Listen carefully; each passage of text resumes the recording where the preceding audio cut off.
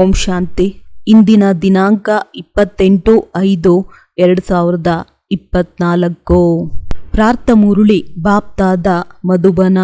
ಮಧುರ ಮಕ್ಕಳೇ, ತಂದೆಯು ಸರ್ವ ಸಂಬಂಧಗಳ ಪ್ರೀತಿಯ ಸ್ಯಾಕ್ರಿನ್ ಆಗಿದ್ದಾರೆ. ಒಬ್ಬ ಪ್ರೀತಿಯ ಪ್ರಿಯತಮನನ್ನು ನೆನಪು ಮಾಡಿದರೆ ಬುದ್ಧಿಯು ಎಲ್ಲ ಕಡೆಯಿಂದ ದೂರವಾಗಿ ಬಿಡುತ್ತದೆ. ಪ್ರಶ್ನೆ: ಕರ್ಮಾತೀತರಾಗಲು ಸಹಜ ಪುರುಷಾರ್ಥ ಹಾಗೂ ಯುಕ್ತಿ ಏನಾಗಿದೆ? ಉತ್ತರ: ಸಹೋದರ ದೃಷ್ಟಿಯನ್ನು ಪಕ್ಕಾ ಮಾಡಿಕೊಳ್ಳುವ ಪುರುಷಾರ್ಥ ಮಾಡಿ ಬುದ್ಧಿಯಿಂದ ಒಬ್ಬ ತಂದೆಯ ವಿನಃ ಮತ್ತೆಲ್ಲವನ್ನೂ ಮರೆಯಬೇಕು. ಯಾವುದೇ ದೇಹದ ಸಂಬಂಧವು ನೆನಪಿಗೆ ಬಾರದೇ ಇದ್ದಾಗ ಕರ್ಮಾತೀತರಾಗುತ್ತೀರಿ. ತಮ್ಮನ್ನು ಆತ್ಮ ಸಹೋದರ ಎಂದು ತಿಳಿದುಕೊಳ್ಳುವುದೇ ಪುರುಷಾರ್ಥದ ಗುರಿಯಾಗಿದೆ. ಸಹೋದರನೆಂದು ತಿಳಿದುಕೊಳ್ಳುವುದರಿಂದ ದೈಹಿಕ ದೃಷ್ಟಿ ವಿಕಾರಿ ಚಿಂತನೆ ಸಮಾಪ್ತಿಯಾಗಿ ಬಿಡುತ್ತದೆ. ಓಂ ಶಾಂತಿ. ಡಬಲ್ ಓಂ ಶಾಂತಿ. ಇದು ಮಕ್ಕಳ ಬುದ್ಧಿಯಲ್ಲಿದೆ. ತಂದೆಯೂ ಸಹ ಕುಳಿತು ಮಕ್ಕಳಿಗೆ ತಿಳಿಸುತ್ತಾರೆ. ಮೊಟ್ಟಮೊದಲು ತಂದೆಯ ಬಗ್ಗೆ ನಿಶ್ಚಯವಿರಬೇಕು, ಏಕೆಂದರೆ ಅವರು ತಂದೆ ಶಿಕ್ಷಕ ಸದ್ಗುರುವಾಗಿದ್ದಾರೆ. ಹಾಗೆ ನೋಡಿದರೆ ಲೌಕಿಕ ರೀತಿಯಿಂದ ಬೇರೆಯಾಗಿರುತ್ತಾರೆ.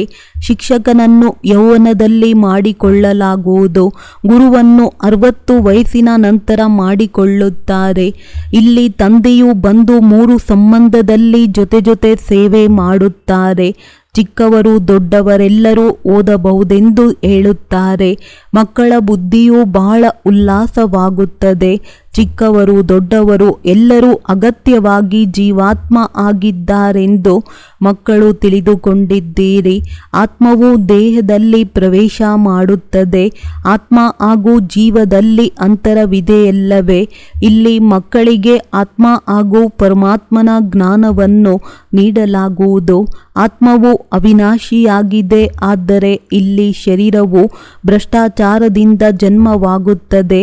ಅಲ್ಲಿ ಭ್ರಷ್ಟಾಚಾರದ ಹೆಸರೂ ಸಹ ಇರುವುದಿಲ್ಲ. ಆ ಪ್ರಪಂಚವನ್ನು ಸಂಪೂರ್ಣ ನಿರ್ವಿಕಾರಿ ಪ್ರಪಂಚವೆಂದು ಹೇಳಲಾಗುವುದು. ಶ್ರೇಷ್ಠಾಚಾರಿ ಮತ್ತು ಭ್ರಷ್ಟಾಚಾರಿಯ ಅಕ್ಷರವಿದೆಯಲ್ಲವೇ? ಇವೆಲ್ಲ ಮಾತುಗಳನ್ನು ತಂದೆಯೇ ತಿಳಿಸಿಕೊಡುತ್ತಾರೆ. ಮಕ್ಕಳಿಗೆ ಇದು ಪಕ್ಕಾ ನಿಶ್ಚಯವಿರಬೇಕಾಗಿದೆ. ನಾವೆಲ್ಲ ಆತ್ಮಗಳ ತಂದೆ ನಮಗೆ ಓದಿಸುತ್ತಿದ್ದಾರೆ. ತಂದೆಯು ಪುರುಷೋತ್ತಮ ಸಂಗಮ ಯುಗದಲ್ಲಿ ಬರುತ್ತಾರೆ. ಇದರಿಂದ ಕನಿಷ್ಠರಿಂದ ಪುರುಷೋತ್ತಮರನ್ನಾಗಿ ಮಾಡುತ್ತಾರೆಂದು ಸಿದ್ಧವಾಗುತ್ತದೆ. ಈ ಪ್ರಪಂಚ ಕನಿಷ್ಠ ತಮೋ ಪ್ರಧಾನವಾಗಿದೆ. ಇದನ್ನು ಘೋರ ನರಕವೆಂದು ಕರೆಯಲಾಗುವುದು. ಈಗ ನಾವು ಮನೆಗೆ ಹಿಂತಿರುಗಬೇಕಾಗಿದೆ. ಆದುದರಿಂದ ತಮ್ಮನ್ನು ಆತ್ಮನೆಂದು ತಿಳಿಯಿರಿ. ತಂದೆಯು ಬಂದಿರುವುದೇ ಮನೆಗೆ ಕರೆದುಕೊಂಡು ಹೋಗಲು. ನಾವು ಆತ್ಮರು ಸಹೋದರರಾಗಿದ್ದೇವೆಂದು ಪಕ್ಕಾ ನಿಶ್ಚಯ ಮಾಡಿಕೊಳ್ಳಿ. ಈ ದೇಹವಂತೂ ಇರುವುದೇ ಇಲ್ಲ. ಹೀಗೆ ವಿಕಾರಿ ದೃಷ್ಟಿಯು ಸಮಾಪ್ತಿಯಾಗಿ ಬಿಡುತ್ತದೆ. ಇದೇ ಅತಿ ದೊಡ್ಡ ಗುರಿಯಾಗಿದೆ. ಇದರಲ್ಲಿ ಕಡಿಮೆ ಮಕ್ಕಳು ಈ ಗುರಿಯನ್ನು ತಲುಪುತ್ತಾರೆ. ಅಂತ್ಯದಲ್ಲಿ ಯಾವ ವಸ್ತುವೂ ನೆನಪಿಗೆ ಬರಬಾರದು. ಇದನ್ನೇ ಕರ್ಮಾತೀತ ಸ್ಥಿತಿಯೆಂದು ಕರೆಯಲಾಗುವುದು. ಈ ದೇಹವೂ ಸಹ ವಿನಾಶಿಯಾಗಿದೆ. ಇದರೊಂದಿಗೂ ಮಮತ್ವವು ಹೊರಟು ಹೋಗಬೇಕು. ಹಳೆಯ ದೇಹದ ಸಂಬಂಧದಲ್ಲಿ ಮಮತೆಯನ್ನಿಟ್ಟುಕೊಳ್ಳಬಾರದು. ಈಗ ಹೊಸ ಸಂಬಂಧದಲ್ಲಿ ಹೋಗಬೇಕಾಗಿದೆ. ಈ ಹಳೆಯ ಆಸುರಿ ಸ್ತ್ರೀ ಪುರುಷರ ಸಂಬಂಧ ಎಷ್ಟೊಂದು ಅಪವಿತ್ರವಾಗಿದೆ. ಅದಕ್ಕಾಗಿ ತಂದೆಯು ತಿಳಿಸುತ್ತಾರೆ, ತಮ್ಮನ್ನು ತಾವು ಆತ್ಮನೆಂದು ತಿಳಿದುಕೊಳ್ಳಿ. ಈಗ ಆತ್ಮಗಳು ಮನೆಗೆ ಹಿಂತಿರುಗಬೇಕಾಗಿದೆ. ಆತ್ಮನೆಂದು ತಿಳಿಯುವುದರಿಂದ ಶರೀರದ ಬಾಣವಿರುವುದಿಲ್ಲ. ಸ್ತ್ರೀ ಪುರುಷ ಎಂಬ ಸೆಳೆತ ಹೊರಟು ಹೋಗುತ್ತದೆ. ಅಂತ್ಯಕಾಲದಲ್ಲಿ ಯಾರು ಸ್ತ್ರೀಯನ್ನು ಸ್ಮರಣೆ ಮಾಡುತ್ತಾರೆಯೋ ಆ ಚಿಂತೆಯಲ್ಲಿಯೇ ದೇಹ ಬಿಡುತ್ತಾರೆ ಎಂದು ಬರೆಯಲ್ಪಟ್ಟಿದೆ. ಆದುದರಿಂದ ಅಂತ್ಯಕಾಲದಲ್ಲಿ ಗಂಗಾಜಲವನ್ನು ಬಾಯಿಗೆ ಹಾಕುತ್ತಾ ಕೃಷ್ಣನನ್ನು ನೆನಪು ಮಾಡಲು ಹೇಳುತ್ತಾರೆ. ಭಕ್ತಿ ಮಾರ್ಗದಲ್ಲಿ ಕೃಷ್ಣನ ನೆನಪಿರುತ್ತದೆ. ಕೃಷ್ಣ ಭಗವಾನು ವಾಚ ಎಂದು ಹೇಳುತ್ತಾರೆ. ಇಲ್ಲಿ ತಂದೆಯು ತಿಳಿಸುತ್ತಾರೆ, ದೇಹವನ್ನು ನೆನಪು ಮಾಡಬಾರದು. ನಿಮ್ಮನ್ನು ಆತ್ಮನೆಂದು ತಿಳಿದು ಎಲ್ಲ ಕಡೆಯಿಂದ ನಿಮ್ಮ ಬುದ್ಧಿಯಿಂದ ದೂರವಾಗುತ್ತಾ ಹೋಗಿ. ಸರ್ವ ಸಂಬಂಧಗಳ ಪ್ರೀತಿ ಹೇಗೆ ಒಬ್ಬ ತಂದೆಯಲ್ಲಿಯೇ ಸ್ಯಾಕ್ರಿನ್ ಆಗಿ ಬಿಡುತ್ತದೆ. ಎಲ್ಲರಿಗೂ ಅತಿ ಮಧುರ ಹಾಗೂ ಎಲ್ಲರ ಪ್ರಿಯತಮ ಅವರೇ ಆಗಿದ್ದಾರೆ. ಒಬ್ಬರೇ ಪ್ರಿಯತಮನಾಗಿದ್ದಾರೆ. ಆದರೆ ಭಕ್ತಿ ಮಾರ್ಗದಲ್ಲಿ ಎಷ್ಟೊಂದು ಹೆಸರುಗಳನ್ನಿಟ್ಟಿದ್ದಾರೆ. ಭಕ್ತಿಯ ವಿಸ್ತಾರವೂ ಬಹಳ ಇದೆ. ಯಜ್ಞ, ಜಪ, ತಪ, ದಾನ, ತೀರ್ಥ, ವ್ರತ ಮಾಡುವುದು, ಶಾಸ್ತ್ರಗಳನ್ನು ಓದುವುದೆಲ್ಲವೂ ಭಕ್ತಿ ಮಾರ್ಗದ ಸಾಮಗ್ರಿಯಾಗಿದೆ. ಜ್ಞಾನದ ಸಾಮಗ್ರಿ ಏನೂ ಇಲ್ಲ, ಸ್ವಲ್ಪವೂ ಇಲ್ಲ. ಇದನ್ನು ಸಹ ನೀವು ತಿಳಿಸಿಕೊಡಲು ನೋಟ್ ಮಾಡಿಕೊಳ್ಳುತ್ತೀರಿ. ಆದರೆ ನಿಮ್ಮ ಈ ಕಾಗದ ಯಾವುದೂ ಸಹ ಉಳಿಯುವುದಿಲ್ಲ. ತಂದೆಯು ತಿಳಿಸುತ್ತಾರೆ, ಮಕ್ಕಳೇ, ನೀವು ಶಾಂತಿಧಾಮದಿಂದ ಬಂದಿದ್ದೀರಿ. ಆಗ ನಿಮಗೆ ಶಾಂತಿಯೇ ಇತ್ತು. ಶಾಂತಿ ಸಾಗರನಿಂದ ಶಾಂತಿಯ ಪವಿತ್ರತೆಯ ಆಸ್ತಿಯನ್ನು ತೆಗೆದುಕೊಳ್ಳುತ್ತೀರಿ. ಈಗ ನೀವು ಆಸ್ತಿಯನ್ನು ತೆಗೆದುಕೊಳ್ಳುತ್ತಿದ್ದೀರಲ್ಲವೇ, ಜ್ಞಾನವನ್ನು ತೆಗೆದುಕೊಳ್ಳುತ್ತಿದ್ದೀರಿ. ನಿಮ್ಮ ಪದವಿಯು ನಿಮ್ಮ ಮುಂದೆ ನಿಂತಿದೆ. ಈ ಜ್ಞಾನವನ್ನು ತಂದೆಯ ವಿನಃ ಅನ್ಯರು ಯಾರೂ ಕೊಡಲು ಸಾಧ್ಯವಿಲ್ಲ. ಇದು ಆತ್ಮಿಕ ಜ್ಞಾನವಾಗಿದೆ.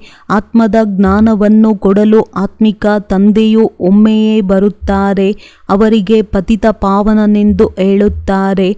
ಮುಂಜಾನೆ ಮಕ್ಕಳಿಗೆ ಕುಳಿತು ಡ್ರಿಲ್ ಮಾಡಿಸುತ್ತಾರೆ. ವಾಸ್ತವದಲ್ಲಿ ಇದನ್ನು ಡ್ರಿಲ್ ಎಂದು ಹೇಳಲಾಗುವುದಿಲ್ಲ. ಕೇವಲ ತಂದೆಯು ತಿಳಿಸುತ್ತಾರೆ, ಮಕ್ಕಳೇ, ತಮ್ಮನ್ನು ಆತ್ಮನೆಂದು ತಿಳಿದು ನನ್ನನ್ನು ನೆನಪು ಮಾಡಿ. ಎಷ್ಟೊಂದು ಸಹಜವಾಗಿದೆ. ನೀವು ಆತ್ಮವಲ್ಲವೇ ಅಂದಾಗ ಎಲ್ಲಿಂದ ಬಂದಿರಿ? ಪರಮಧಾಮದಿಂದ. ಈ ರೀತಿಯಾಗಿ ಬೇರೆ ಯಾರೂ ಕೇಳುವುದಿಲ್ಲ. ಪಾರಲೌಕಿಕ ತಂದೆಯೇ ಮಕ್ಕಳನ್ನು ಕೇಳುತ್ತಾರೆ, ಮಕ್ಕಳೇ, ಈ ಶರೀರದಲ್ಲಿ ಪಾತ್ರವನ್ನಭಿನಯಿಸಲು ಪರಮಧಾಮದಿಂದ ಬಂದಿದ್ದೀರಲ್ಲವೇ? ಪಾತ್ರವನ್ನಭಿನಯಿಸುತ್ತಾ ಈಗ ನಾಟಕ ಪೂರ್ಣವಾಯಿತು. ಆತ್ಮ ಪತಿತವಾದ ಕಾರಣ ಶರೀರವೂ ಪತಿತವಾಯಿತು. ಚಿನ್ನದಲ್ಲಿಯೇ ಕಲಬೆರಕೆಯಾಗುತ್ತದೆ, ಮತ್ತೆ ಅದನ್ನು ಕರಗಿಸಲಾಗುವುದು. ಸನ್ಯಾಸಿಗಳು ಇದರ ಅರ್ಥವನ್ನು ಎಂದಿಗೂ ತಿಳಿಸುವುದಿಲ್ಲ. ಅವರು ಈಶ್ವರನನ್ನು ತಿಳಿದುಕೊಂಡಿಲ್ಲ. ಈಶ್ವರನೊಂದಿಗೆ ಸಂಬಂಧ ಜೋಡಿಸುವುದನ್ನು ಅವರು ಒಪ್ಪುವುದಿಲ್ಲ. ತಂದೆಯು ಕಲಿಸುವುದನ್ನು ಬೇರೆ ಯಾರೂ ಕಲಿಸಲು ಸಾಧ್ಯವಿಲ್ಲ. ಇಲ್ಲಿ ಪ್ರತ್ಯಕ್ಷವಾಗಿ ಶ್ರಮ ಪಡಬೇಕಾಗುವುದು. ತಂದೆಯು ಇಲ್ಲಿ ಎಷ್ಟೊಂದು ಸಹಜವಾಗಿ ತಿಳಿಸಿಕೊಡುತ್ತಾರೆ. ಹೇ ಪತಿತ ಪಾವನ ಸರ್ವಶಕ್ತಿವಂತ ಎಂದು ಆಡುತ್ತಾರೆ. ಅವರಿಗೆ ಶ್ರೀ ಶ್ರೀ ಎಂದು ಕರೆಯಲಾಗುವುದು ಹಾಗೂ ದೇವತೆಗಳಿಗೂ ಶ್ರೀ ಎಂದು ಕರೆಯಲಾಗುತ್ತದೆ. ಅದು ಅವರಿಗೆ ಶೋಭಿಸುತ್ತದೆ. ಅವರ ಆತ್ಮ ಹಾಗೂ ಶರೀರವೆರಡೂ ಪವಿತ್ರವಾಗಿರುತ್ತದೆ. ಆತ್ಮನನ್ನು ಯಾರೂ ನಿರ್ಲೇಪವೆಂದು ಹೇಳಲು ಸಾಧ್ಯವಿಲ್ಲ. ಆತ್ಮವೇ 84 ಜನ್ಮಗಳನ್ನು ತೆಗೆದುಕೊಳ್ಳುತ್ತದೆ. ಆದರೆ ಮನುಷ್ಯರು ತಿಳಿಯದಿರುವ ಕಾರಣ ಆತ್ಮವನ್ನು ಅಸತ್ಯ ಮಾಡಿಬಿಟ್ಟಿದ್ದಾರೆ. ಒಬ್ಬ ತಂದೆಯೇ ಬಂದು ಸತ್ಯವನ್ನಾಗಿ ಮಾಡುತ್ತಾರೆ. ರಾವಣನು ಅಸತ್ಯವನ್ನಾಗಿ ಮಾಡುತ್ತಾನೆ. ನಿಮ್ಮ ಬಳಿ ಚಿತ್ರವೂ ಇದೆ. ಉಳಿದಂತೆ 10 ತಲೆಯುಳ್ಳಂತಹ ರಾವಣ ಯಾರೂ ಇರುವುದಿಲ್ಲ. ಸತ್ಯಯುಗದಲ್ಲಿ ರಾವಣನಿರುವುದಿಲ್ಲ ಎನ್ನುವುದು ಸ್ಪಷ್ಟವಿದೆ. ಆದರೆ ಕೇಳುವವರಲ್ಲಿ ಇಲ್ಲಿಯ ದೇವತಾ ಕಸಿ ಎಂದು ಹೇಳಲಾಗುತ್ತದೆ. ಕೆಲವರು ಸ್ವಲ್ಪ ಕೇಳುತ್ತಾರೆ, ಇನ್ನು ಕೆಲವರು ಬಹಳ ಕೇಳುತ್ತಾರೆ. ಭಕ್ತಿ ಮಾರ್ಗವು ಎಷ್ಟೊಂದು ವಿಸ್ತಾರವಾಗಿದೆ ನೋಡಿ. ಅನೇಕ ಪ್ರಕಾರದ ಭಕ್ತರಿದ್ದಾರೆ. ಅಲ್ಲದೆ ಮೊದಲಿನಿಂದಲೂ ಕೇಳಿರುತ್ತಾರೆ, ಕೃಷ್ಣನು ಗೋಪಿಕೆಯರನ್ನು ಓಡಿಸಿಕೊಂಡು ಹೋದ ಎಂದು ಹೇಳುತ್ತಾರೆ. ಹಾಗಾದರೆ ಕೃಷ್ಣನನ್ನು ಏಕೆ ಪ್ರೀತಿ ಮಾಡುತ್ತಾರೆ, ಏಕೆ ಪೂಜಿಸುತ್ತಾರೆ? ಆದುದರಿಂದ ತಂದೆಯು ಕುಳಿತು ತಿಳಿಸುತ್ತಾರೆ, ಕೃಷ್ಣನು ಮೊದಲನೇ ರಾಜಕುಮಾರನಾಗಿರುತ್ತಾನೆ. ಅವನು ಎಷ್ಟೊಂದು ಬುದ್ಧಿವಂತನಾಗಿರುತ್ತಾನೆ. ಇಡೀ ವಿಶ್ವದ ಮಾಲೀಕನಾಗಿರುವ ಕೃಷ್ಣ ಕಡಿಮೆ ಬುದ್ಧಿಯುಳ್ಳವನಾಗಿರುತ್ತಾನೆಯೇ? ಅಲ್ಲಿ ಅವನಿಗೆ ಮಂತ್ರಿ ಮುಂತಾದವರಿರುವುದಿಲ್ಲ. ಸಲಹೆಯನ್ನು ತೆಗೆದುಕೊಳ್ಳುವ ಅವಶ್ಯಕತೆ ಇಲ್ಲ. ಇಲ್ಲಿ ಸಲಹೆಯನ್ನು ತೆಗೆದುಕೊಂಡೇ ಸಂಪೂರ್ಣನಾಗಿದ್ದೇನೆ. ಆದ್ದರಿಂದ ಸಲಹೆಯನ್ನು ಏಕೆ ತೆಗೆದುಕೊಳ್ಳುತ್ತಾನೆ? ನೀವು ಅರ್ಧಕಲ್ಪಕ್ಕೆ ಯಾವುದೇ ಸಲಹೆಯನ್ನು ತೆಗೆದುಕೊಳ್ಳುವುದಿಲ್ಲ. ಸ್ವರ್ಗ ಹಾಗೂ ನರಕದ ಹೆಸರನ್ನು ಕೇಳಿದ್ದೀರಿ. ಇದಂತೂ ಸ್ವರ್ಗವಾಗಲು ಸಾಧ್ಯವಿಲ್ಲ. ಕಲ್ಲು ಬುದ್ಧಿಯವರು ನಮ್ಮ ಬಳಿ ಹಣವಿದೆ, ಮೆಹಲುಗಳಿವೆ, ನಾವು ಸ್ವರ್ಗದಲ್ಲಿದ್ದೇವೆಂದು ತಿಳಿದುಕೊಳ್ಳುತ್ತಾರೆ. ಆದರೆ ಸ್ವರ್ಗವು ಹೊಸ ಪ್ರಪಂಚದಲ್ಲಿ ಇರುತ್ತದೆ ಎಂದು ನೀವು ತಿಳಿದುಕೊಂಡಿದ್ದೀರಿ. ಸ್ವರ್ಗದಲ್ಲಿ ಎಲ್ಲರೂ ಸದ್ಗತಿಯಲ್ಲಿರುತ್ತಾರೆ. ಸ್ವರ್ಗ ನರಕ ಜೊತೆಯಲ್ಲಿ ಹೇಗೆ ಇರುತ್ತದೆ? ಸ್ವರ್ಗವೆಂದು ಯಾವುದಕ್ಕೆ ಹೇಳಲಾಗುತ್ತದೆ? ಅದಕ್ಕೆ ಎಷ್ಟು ಆಯಸ್ಸಿರುತ್ತದೆ? ಇವೆಲ್ಲವನ್ನು ತಂದೆಯು ನಿಮಗೆ ತಿಳಿಸಿಕೊಟ್ಟಿದ್ದಾರೆ. ಪ್ರಪಂಚವಂತೂ ಒಂದೇ ಆಗಿದೆ.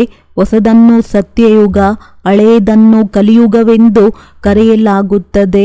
ಈಗ ಭಕ್ತಿ ಮಾರ್ಗವು ಸಮಾಪ್ತಿಯಾಗುತ್ತಿದೆ. ಭಕ್ತಿಯ ನಂತರ ಜ್ಞಾನ. ಎಲ್ಲ ಜೀವಾತ್ಮರು ಪಾತ್ರವನ್ನಭಿನಯಿಸುತ್ತಾ ಪತಿತರಾಗಿದ್ದಾರೆ. ಇದನ್ನೂ ಸಹ ತಂದೆಯೂ ತಿಳಿಸಿಕೊಟ್ಟಿದ್ದಾರೆ. ನೀವು ಸುಖವನ್ನು ಹೆಚ್ಚು ಪಡೆಯುತ್ತೀರಿ. 3-4 ಸುಖವಿರುತ್ತದೆ. ಉಳಿದಂತೆ 1/4 ಭಾಗ ದುಃಖವಿರುತ್ತದೆ.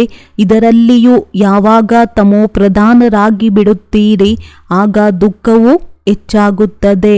ಅರ್ಧ ಇದ್ದರೂ ಸಹ ಮಜಾ ಬರುವುದಿಲ್ಲ. ಯಾವಾಗ ಸ್ವರ್ಗದಲ್ಲಿ ದುಃಖದ ಹೆಸರು ಚಿಹ್ನೆಯೇ ಇರುವುದಿಲ್ಲ, ಆಗ ಮಜಾ ಇರುತ್ತದೆ. ಅದಕ್ಕೆ ಎಲ್ಲರೂ ಸ್ವರ್ಗವನ್ನು ನೆನಪು ಮಾಡುತ್ತಾರೆ. ಹೊಸ ಪ್ರಪಂಚ ಹಾಗೂ ಹಳೆಯ ಪ್ರಪಂಚ ಈ ಬೇಹದ್ದಿನ ಆಟವಾಗಿದೆ. ಅದನ್ನು ಯಾರೂ ತಿಳಿದುಕೊಳ್ಳಲಾಗುವುದಿಲ್ಲ. ತಂದೆಯು ಭಾರತವಾಸಿಗಳಿಗೆ ತಿಳಿಸುತ್ತಾರೆ. ಬಾಕಿ ಉಳಿದವರೆಲ್ಲರೂ ಅರ್ಧಕಲ್ಪ ನಂತರ ಬರುತ್ತಾರೆ. ಅರ್ಧಕಲ್ಪದಲ್ಲಿ ನೀವು ಸೂರ್ಯವಂಶಿ ಚಂದ್ರವಂಶಿಯಾಗುತ್ತೀರಿ. ಅಲ್ಲಿ ಪವಿತ್ರವಾಗಿರುವ ಕಾರಣ ನಿಮಗೆ ದೀರ್ಘಾಯಸ್ಸಿರುತ್ತದೆ ಹಾಗೂ ಅದು ಹೊಸ ಪ್ರಪಂಚವಾಗಿರುತ್ತದೆ. ಹಾಗೆ ಅಲ್ಲಿ ಪ್ರತಿಯೊಂದು ವಸ್ತುವು ಹೊಸದಾಗಿರುತ್ತದೆ. ದವಸ, ಧಾನ್ಯ, ನೀರು, ಧರಣಿ ಮೊದಲಾದ ಎಲ್ಲವೂ ಹೊಸದಾಗಿರುತ್ತದೆ. ಈ ರೀತಿ ಆಗುತ್ತದೆ ಎಂದು ಮುಂದೆ ಹೋದಂತೆ ನೀವು ಮಕ್ಕಳಿಗೆ ಎಲ್ಲ ಸಾಕ್ಷಾತ್ಕಾರಗಳನ್ನು ಮಾಡಿಸುತ್ತಿರುತ್ತೇನೆ. ಯಜ್ಞದ ಆದಿಯಲ್ಲಿ ಆದಂತೆ ಅಂತ್ಯದಲ್ಲಿಯೂ ಆಗಬೇಕು. ಸಮೀಪ ಬರುತ್ತಾ ಖುಷಿಯಾಗುತ್ತಿರುತ್ತದೆ. ಮನುಷ್ಯರು ಹೊರದೇಶದಿಂದ ತಮ್ಮ ದೇಶದಲ್ಲಿ ಬಂದಾಗ ಖುಷಿಯಾಗುತ್ತದೆ ಎಲ್ಲವೇ?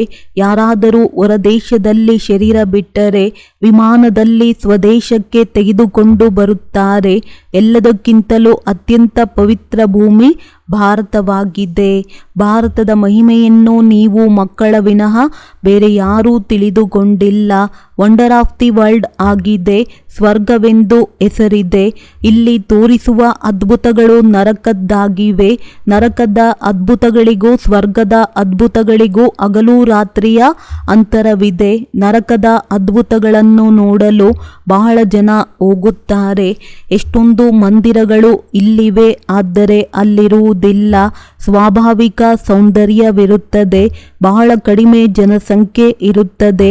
ಇಲ್ಲಿಯ ಹಾಗೆ ಸುಗಂಧಭರಿತ ವಸ್ತುಗಳ ಅವಶ್ಯಕತೆ ಇರುವುದಿಲ್ಲ.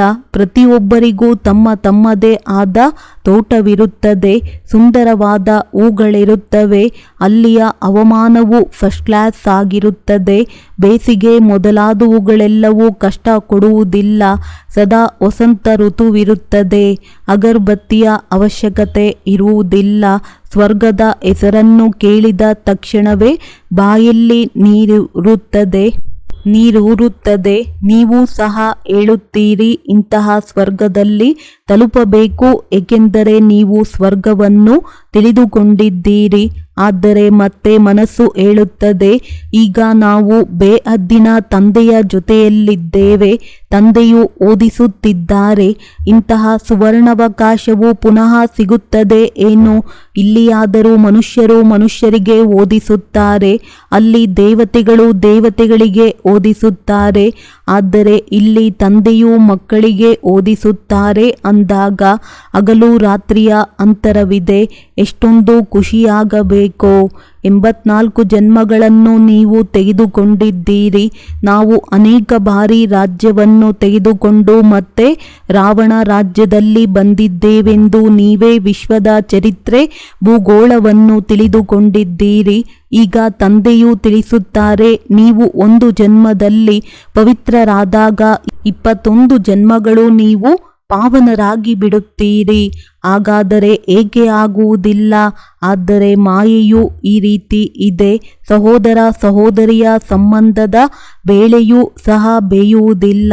ಹಾಗೆಯೇ ಹಸಿಯಾಗಿಯೇ ಉಳಿದು ಬಿಡುತ್ತದೆ. ಯಾವಾಗ ತಮ್ಮನ್ನು ಆತ್ಮನೆಂದು ತಿಳಿದು ಸಹೋದರರೆಂದು ತಿಳಿದುಕೊಂಡಾಗ ಬೇಳೆ ಬೇಯುತ್ತದೆ. ದೇಹದ ಪರಿವೇ ಇರಬಾರದು.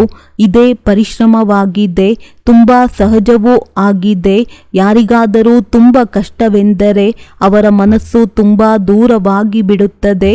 ಆದ್ದರಿಂದ ಇದನ್ನು ಸಹಜ ಯೋಗ ಎಂದು ಹೆಸರಿಡಲಾಗಿದೆ. ಜ್ಞಾನವು ಸಹಜವಾಗಿದೆ. 84 ಜನ್ಮಗಳ ಚಕ್ರವನ್ನು ತಿಳಿದುಕೊಳ್ಳುವುದು, ಮೊಟ್ಟ ಮೊದಲು ತಂದೆಯ ಪರಿಚಯವನ್ನು ಕೊಡುವುದು. ತಂದೆಯ ನೆನಪಿನಿಂದ ಮಾತ್ರ ಆತ್ಮದಲ್ಲಿರುವ ತುಕ್ಕು ಬಿಟ್ಟು ಹೋಗುತ್ತದೆ ಹಾಗೂ ಪವಿತ್ರ ಪ್ರಪಂಚದ ಆಸ್ತಿಯನ್ನು ಪಡೆಯುತ್ತೀರಿ. ಆದ್ದರಿಂದ ಮೊದಲು ತಂದೆಯನ್ನು ನೆನಪು ಮಾಡಿ. ಭಾರತದ ಪ್ರಾಚೀನ ಯೋಗವೆಂದು ಹೇಳುತ್ತೀರಿ. ಅದರಿಂದ ಭಾರತಕ್ಕೆ ವಿಶ್ವದ ರಾಜ್ಯ ಭಾಗ್ಯ ಸಿಗುತ್ತದೆ. ಪ್ರಾಚೀನವೆಂದರೆ ಎಷ್ಟು ವರ್ಷಗಳಾಯಿತು? ಆಗ ಲಕ್ಷಾಂತರ ವರ್ಷವೆಂದು ಹೇಳುತ್ತಾರೆ. 5000 ವರ್ಷಗಳೆಂದು ನಿಮಗೆ ಗೊತ್ತಿದೆ. ಅದೇ ರಾಜಯೋಗವನ್ನು ತಂದೆಯೂ ಕಲಿಸುತ್ತಾರೆ. ಇದರಲ್ಲಿ ಗೊಂದಲವಾಗುವ ಅಗತ್ಯವಿಲ್ಲ. ನೀವಾತ್ಮರ ನಿವಾಸ ಸ್ಥಾನ ಎಲ್ಲಿದೆ ಎಂದು ಕೇಳಲಾಗುತ್ತದೆ. ನಮ್ಮ ನಿವಾಸ ಸ್ಥಾನ ಭ್ರುಕುಟಿ ಎಂದು ಹೇಳುತ್ತೀರಿ. ಆದ್ದರಿಂದ ಆತ್ಮವನ್ನೇ ನೋಡಬೇಕಾಗುವುದು. ಈ ಜ್ಞಾನವು ಈಗ ನಿಮಗೆ ಸಿಗುತ್ತದೆ. ನಂತರ ಅಲ್ಲಿ ಈ ಜ್ಞಾನದ ಅವಶ್ಯಕತೆ ಇರುವುದಿಲ್ಲ.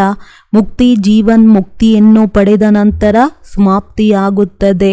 ಮುಕ್ತಿಯವರು ತಮ್ಮ ಸಮಯದಲ್ಲಿ ಜೀವನ್ ಮುಕ್ತಿಯಲ್ಲಿ ಬಂದು ಸುಖವನ್ನು ಪಡೆಯುತ್ತಾರೆ.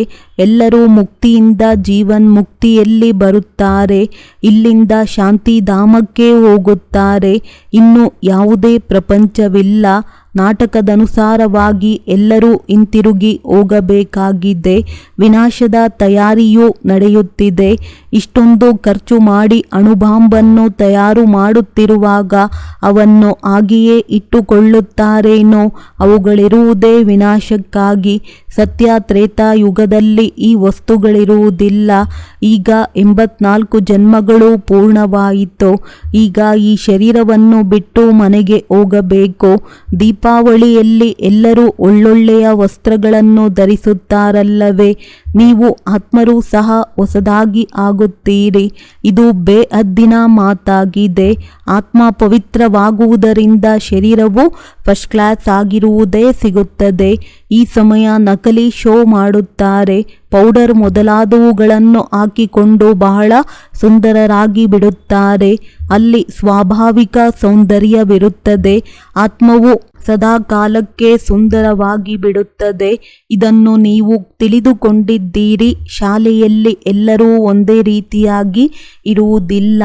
ನಾವು ಇಂತಹ ಲಕ್ಷ್ಮೀನಾರಾಯಣರಾಗಬೇಕೆಂದು ಪುರುಷಾರ್ಥ ಮಾಡುತ್ತೀರಿ. ಇದು ನಿಮ್ಮ ಈಶ್ವರೀಯ ಕುಲವಾಗಿದೆ. ನಂತರ ಇದು ಸೂರ್ಯವಂಶಿ ಚಂದ್ರವಂಶಿ ಮನೆತನವಾಗುತ್ತದೆ. ನಿಮ್ಮ ಬ್ರಾಹ್ಮಣರ ರಾಜ್ಯವಿಲ್ಲ. ಈಗ ನೀವು ಸಂಗಮದಲ್ಲಿದ್ದೀರಿ. ಈ ಕಲಿಯುಗದಲ್ಲಿ ರಾಜ್ಯವಿಲ್ಲ. ಒಂದು ವೇಳೆ ಯಾವುದಾದರೂ ರಾಜ್ಯಭಾರವು ಉಳಿಯಬಹುದು, ಆದರೆ ಎಂದಿಗೂ ಇಲ್ಲದಂತಾಗುವುದಿಲ್ಲ. ಈಗ ನೀವು ಈ ರೀತಿಯಾಗಲು ಪುರುಷಾರ್ಥ ಮಾಡುತ್ತಿದ್ದೀರಿ. ಅವರು ತಂದೆಯಾಗಿದ್ದು ನಾವು ಆತ್ಮರು ಸಹೋದರ ಸಹೋದರತೆಯಿಂದ ನೋಡುತ್ತೀರಿ. ಪರಸ್ಪರ ಸಹೋದರ ಸಹೋದರರನ್ನು ನೋಡಿ ಎಂದು ತಿಳಿಸುತ್ತಾರೆ. ಜ್ಞಾನದ ಮೂರನೆಯ ನೇತ್ರ ದೊರೆತಿದೆ ಎಲ್ಲವೇ? ನೀವಾತ್ಮ ಎಲ್ಲಿ ನಿವಾಸ ಮಾಡುತ್ತೀರಿ? ಆತ್ಮ ಸಹೋದರ ಕೇಳುತ್ತದೆ, ಆತ್ಮವು ಎಲ್ಲಿರುತ್ತದೆ? ಇಲ್ಲಿ ಭ್ರುಕುಟಿಯಲ್ಲಿ ಎಂದು ಹೇಳಲಾಗುತ್ತದೆ. ಇದಂತೂ ಸಾಮಾನ್ಯ ಶಬ್ದವಾಗಿದೆ. ಒಬ್ಬ ತಂದೆಯ ವಿನಃ ಯಾವ ನೆನಪೂ ಬರಬಾರದು. ಅಂತ್ಯದಲ್ಲಿ ಶರೀರವೂ ಸಹ ತಂದೆಯ ನೆನಪಿನಲ್ಲಿ ಬಿಡಬೇಕು. ಈ ಅಭ್ಯಾಸವನ್ನು ಪಕ್ಕಾ ಮಾಡಿಕೊಳ್ಳಬೇಕು. ಒಳ್ಳೆಯದು. ಮಧುರಾತಿ ಮಧುರ ಅಗಲಿ ಹೋಗಿ ಮರಳಿ ಸಿಕ್ಕಿರುವ ಮಕ್ಕಳ ಪ್ರತಿ ಮಾತ್ಪಿತಾ ಬಾಪ್ ದಾದಾರವರ ನೆನಪು, ಪ್ರೀತಿ ಹಾಗೂ ಸುಪ್ರಭಾತ. ಆತ್ಮಿಕ ಮಕ್ಕಳಿಗೆ ಆತ್ಮಿಕ ತಂದೆಯ ನಮಸ್ತೆ. ಧಾರಣೆಗಾಗಿ ಮುಖ್ಯ ಸಾರ. ಸತ್ಯಯುಗದಲ್ಲಿ ಫಸ್ಟ್ ಕ್ಲಾಸ್ ಸುಂದರ ಶರೀರವನ್ನು ಪ್ರಾಪ್ತಿ ಮಾಡಿಕೊಳ್ಳಲು ಈಗ ಆತ್ಮವನ್ನು ಪಾವನ ಮಾಡಿಕೊಳ್ಳಬೇಕಾಗಿದೆ. ತುಕ್ಕನ್ನು ತೆಗೆದು ಹಾಕಬೇಕು. ನಕಲಿ ಶೋ ಮಾಡಬಾರದು. ಸದಾ ಪವಿತ್ರವಾಗಿರಲು ಅಭ್ಯಾಸ ಮಾಡಬೇಕಾಗಿದೆ. ಏಕೆಂದರೆ ಒಬ್ಬ ತಂದೆಯ ವಿನಃ ಮತ್ತೇನೂ ನೆನಪಿಗೆ ಬರಬಾರದು. ಈ ದೇಹವನ್ನು ಮರೆತು ಬಿಡಬೇಕಾಗಿದೆ. ಸಹೋದರ ಸಹೋದರ ದೃಷ್ಟಿಯನ್ನು ಸ್ವಾಭಾವಿಕವಾಗಿ ಪಕ್ಕ ಆಗಿಬಿಡಬೇಕು. ವರದಾನ: ಶುಭ ಭಾವನೆ, ಶುಭ ಕಾಮನೆಯ ಸಹಯೋಗದಿಂದ ಆತ್ಮಗಳನ್ನು ಪರಿವರ್ತನೆ ಮಾಡುವಂತಹ ಸಫಲತಾ ಸಂಪನ್ನ ಭವ. ಯಾವಾಗ ಯಾವುದೇ ಕಾರ್ಯದಲ್ಲಿ ಸರ್ವ ಬ್ರಾಹ್ಮಣ ಮಕ್ಕಳು ಸಂಘಟಿತ ರೂಪದಲ್ಲಿ ತಮ್ಮ ಮನಸ್ಸಿನ ಶುಭ ಭಾವನೆಗಳು ಮತ್ತು ಶುಭ ಕಾಮನೆಗಳ ಸಹಯೋಗ ಕೊಡುತ್ತಾರೆ.